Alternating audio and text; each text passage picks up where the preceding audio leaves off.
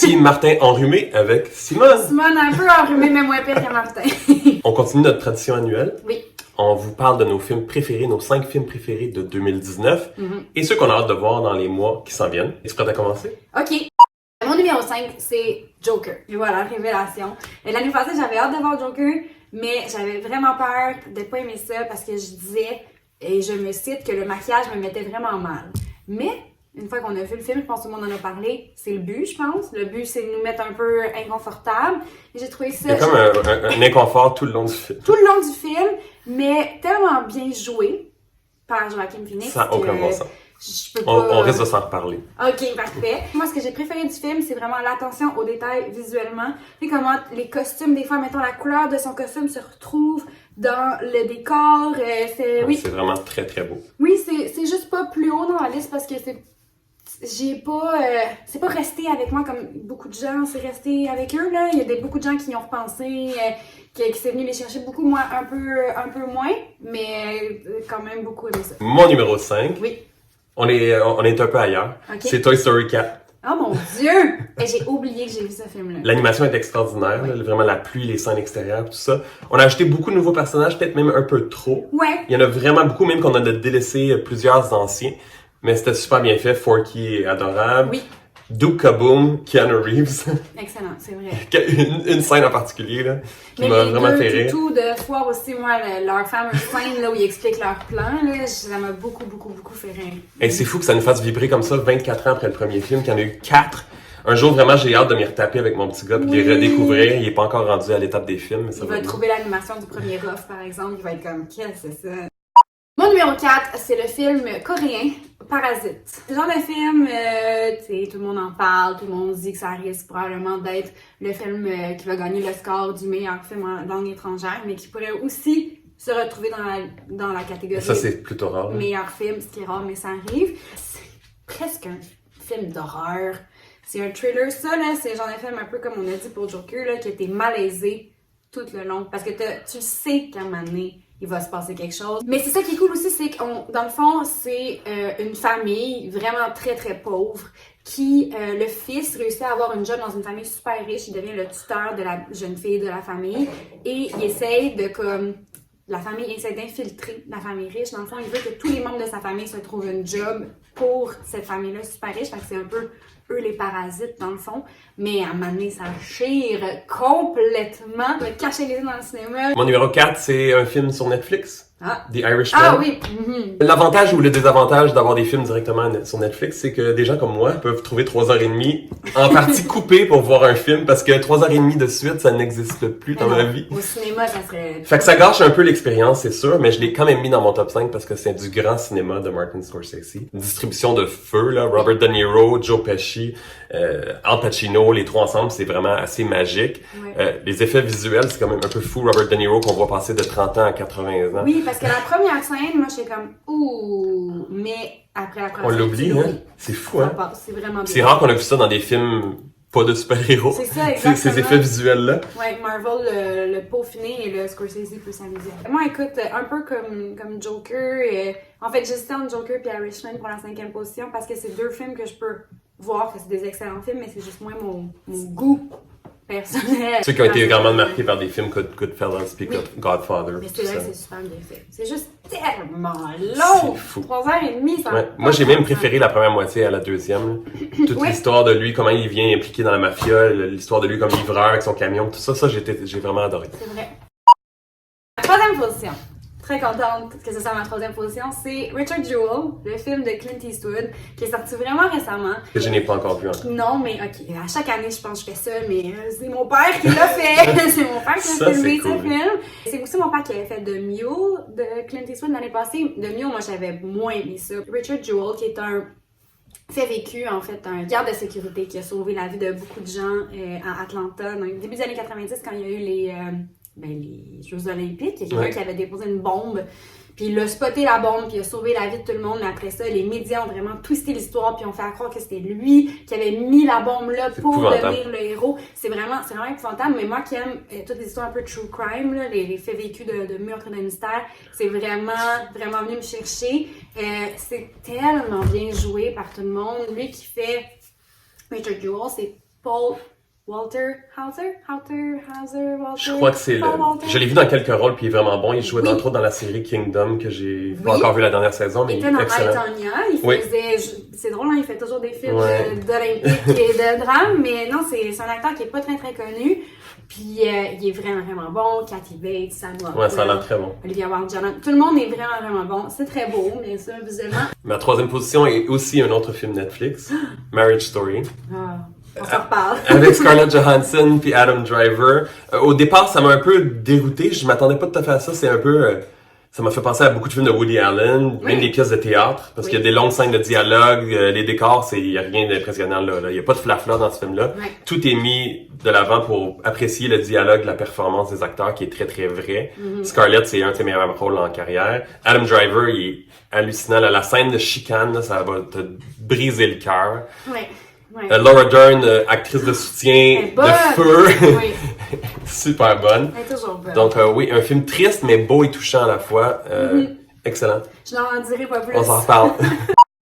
Ma deuxième position, c'était mon film le plus anticipé de 2019 et c'est Endgame, Avengers Endgame. Parce que... Je m'en doutais qu'on le trouverait dans ton top 5. J'avais tellement hâte, bien sûr, les gens qui me connaissent moindrement savent à quel point j'avais hâte. Le fait que j'avais très hâte faisait que j'avais très peur d'être déçue. Très peur. On se rappelle tous de Blade Runner Gate quand j'étais donc bien hâte, j'étais donc bien déçue. Mais là, pour moi, c'était la conclusion parfaite à 10 ans de film Marvel. C'était... Joey derrière la caméra, j'ai envie de prendre une photo puis que tu lâches. Oui. On va voir la position de Chewie, le chien de Simone, qui fait souvent des apparitions spéciales dans les vidéos. Moi, honnêtement, ce film-là me fait brailler, là. Comme, je l'ai réécouté dans l'avion et j'ai pleuré pendant comme une demi-heure. Comme, wow! Sanglots. Spoiler alert, à partir du moment où Black Widow meurt jusqu'à la fin.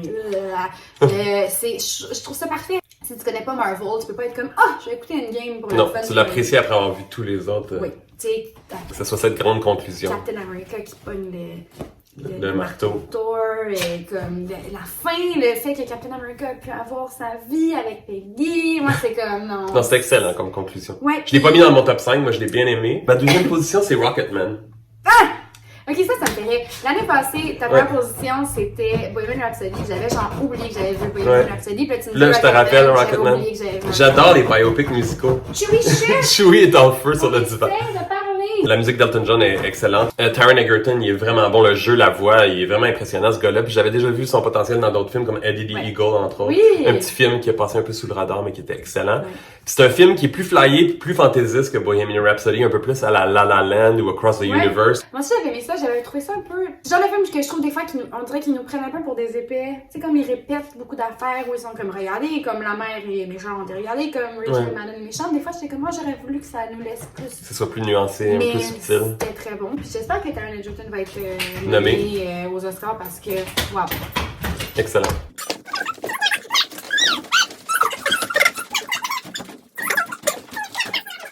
Ok, on est rendu à notre première position. Ouais. Ma première position, c'est Marriage Story. Pour la simple et bonne raison que quand je repensais à tout ce que j'avais vu en 2019, c'est le film qui est le plus venu me chercher. Comme ça m'a vraiment fait vivre de grandes émotions. J'ai trouvé comme tout ce que tu as dit là, super bien joué. Il n'y a pas de flafla, les performances sont le focus. Et puis c'est vraiment triste, mais en même temps c'est super le fun à écouter. Puis ça sent quand même la tendresse puis la relation qui les unit même après cette séparation. C'est real. Parce que ça pourrait être appelé Divorce Story. Oui, c'est exactement. Puis je veux dire, j'ai jamais vécu quelque chose comme ça, mais c'est quand même long pour le genre de film. Tu sais, il se passe pas grand-chose, entre guillemets, mais... Ouais, mais on voit comme toutes les phases. C'est excellent. Puis honnêtement, je pense que les deux devraient et pourraient gagner tout parce que, wow, je me doute de ta première. Ouais, hein, on se doute un peu de nos premiers. Oui. Mais c'est Joker! Wow! Joaquin Phoenix qui est fou, là, la façon qu'il rit, la façon qu'il parle, la façon qu'il bouge, son corps amaigri, il est vraiment devenu ce personnage-là. C'est vraiment l'origine du Joker. Et certains fans de films de super-héros qui aiment beaucoup l'action, mais ça sera peut-être pas pour vous. Il faut changer vos attentes un peu parce que c'est vraiment un drame psychologique. l'action, tu l'anticipes, mais il y en a pas tant que ça. T'es Ouais. tout le temps dans l'attente de, oh, il va se passer quelque chose, il va flancher, il va péter sa coche, puis Oui, parce qu'on sait à quel point il est fou, Ouais. puis on attend le moment où on a ça comme va- oublié la version de Jared Leto. On devrait tous l'oublier. Malheureusement pour Jared. Pour faire du petit nitpicking, là, j'ai juste trouvé qu'il y avait trop de rappels à Batman. Ouais, Moi, pour vrai, je pense que j'ai la déjà la dit- scène avec les parents pis tout ça, Mais moi, ça, j'ai déjà dit qu'on a trop que vu si souvent. je revoyais une fois de plus les parents de Batman mourir dans une ruelle, j'allais péter ma coche. Ouais. Puis là encore, avec le même... Les Le collier, les perles. Hey, on l'a déjà vu! vu. On l'a vu. Fast forward. Mais à part ça, une performance incroyable. Les films qu'on a hâte de voir Oui. en 2020, Il y a une couple de films auxquels j'ai hâte qui sont comme là, genre Là, Knives Out, Knives Out, Bombshell que je veux voir dans les Bombshell, semaines. exactement. J'ai vraiment hâte de voir Bombshell. Je pense qu'on va être gâtés en matière de Hey, ces performance. trois actrices-là. Moi, 1917 de Sam Mendes. Tellement. À chaque fois que je vois le trailer, Je suis pas un maniaque de films de guerre, mais ça a l'air exceptionnel. Exceptionnel. Les critiques sont folles, là, fait que ça me... Little Women, qui sort vraiment bientôt. Ça, j'ai vraiment hâte. Encore, c'est une distribution. Ouais, la Toutes distribution ces est folle, mais ce actrices-là. genre de film-là m'attire pas tant que ça. Mais Moi, j'aime ça. J'aime Ouais. les films d'époque, pis tout. Timothée Chalamet, Saoirse Ronan, Ouais, non, c'est fou. Emma Watson, Florence Pugh, qui est comme ma nouvelle vraie, réalisée par Greta Gerwig, c'est comme Ouais, non, c'est quand même très, très... très très hâte. Je suis pas tant fan de l'histoire à la base, là. Je suis pas comme, c'est mon livre préféré, Ouais.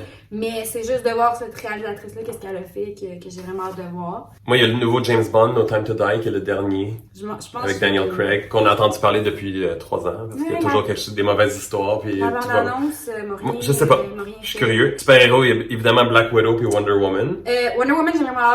Bien sûr, Black Widow. Très, très 1980, la bande-annonce. Oui, My mais God. c'est nice. Là, je comprends toujours pas pourquoi Chris Pine est revenu. Là, j'imagine qu'on va comprendre. On va comprendre, ouais. C'est son fils, je Ah, sais pas. Mais Black Widow, c'est le nouveau Endgame. Là, pour vrai, j'ai tellement hâte à Black Widow. Comme je me contiens plus. Moi, il y a genre 3 ans, j'avais écrit un film de Black Widow. ok? Oh, wow. C'était comme. Donc, la les même attentes sont histoire. vraiment dans le tapis. Oui, parce que j'avais pensé un peu à ce genre d'histoire-là, que je crois qu'on va voir qu'elle va retourner dans son passé, retourner en Russie où elle a été entraînée puis tout. Puis oui, des Ça a l'air attentes très bon. dans le tapis. Puis David Harbour de Stranger Things. a de Très l'air bon casting, hein. Malade, ouais. Il y a aussi dans la liste, ben, Top Gun Maverick, je suis plus par curiosité, mais Oui. à Nostalgie. voir. Ouais. Christopher Nolan puis son film Tenet, qui est Ah oui, très c'est intriguant. vrai. Lui, à chaque fois qu'il fait un film, il fait pas les choses à moitié, hein. C'est toujours Ça, j'ai hâte. C'est ça, ça va du être. grand cinéma. Et Dune de Denis Villeneuve à la fin de l'année prochaine. à peu près. Je peux pas me créer des attentes, je vais pas revivre ce que j'ai vécu avec Blade Runner. Mais ça aussi, le casting, Zendaya, Timothée Chalamet. Ouais, c'est Tout le très, monde. très prometteur. Ça conclut notre vidéo des films de l'année. Une année très performance-oriented. C'était vraiment les acteurs qui ont fait Vraiment. cette année. Contrairement qu'il y a des années que c'était genre les effets spéciaux, whatever, là, c'était, je trouve, là, on a les catégories meilleurs acteurs, actrices, soutien, ça va être la grande compétition. À suivre. Ok. En attendant, vous allez suivre Simone sur son compte Instagram. Puis, dans quelques jours, on vous présente notre top 5 des séries télé de 2019. Des très bonnes séries. Ciao. Bye!